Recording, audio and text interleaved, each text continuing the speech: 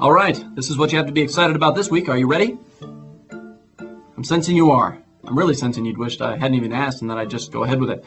No problem. From the makers of Shaun of the Dead comes the action parody Hot Buzz.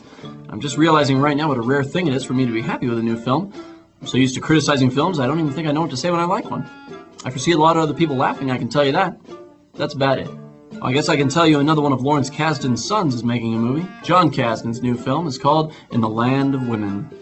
Where we all like to be right now, except maybe some of you women.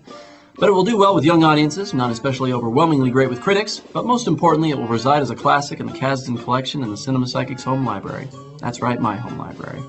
Also out this week, Luke Wilson and Kate Beckinsale will have their acting chops cut out for them as they try to convince people they're actually married. Vacancy is a taut, tense flick, and though it may be hard to understand how a psychic person like me can get tense, you're just going to have to go ahead and find a way to get over it, and just go see the movie. Fracture is another Anthony Hopkins cat and mouse, I tell you things, you tell me things, and you know what? It really wasn't as bad as my premonition of the trailer made it look. With past successes like Primal Fear and Frequency, I think this Greg Hoblet fella isn't a stranger to surprising non-psychic audiences with good movies. In limited release, Severance is a campy-looking English horror film about a company retreat gone bloody. It's another title that sort of relies on clairvoyant folk like me to explain the pun, which is to say severance is what you get when you leave a company, and severed is what you get when someone from your company cuts your head off. Get it? Another horror film for you to flip a coin to. By the way, it's going to be Heads, which is The Tripper, which is directed and written by none other than David Arquette.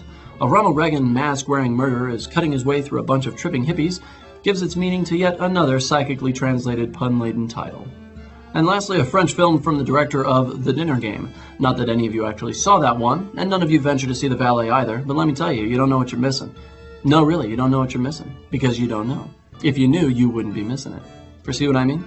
Foresee this one if you can. That is, if you like French comedies about poor fellas who get the opportunity to shack up with hot French supermodels. Did I turn you around on this one? Pretty sure I did.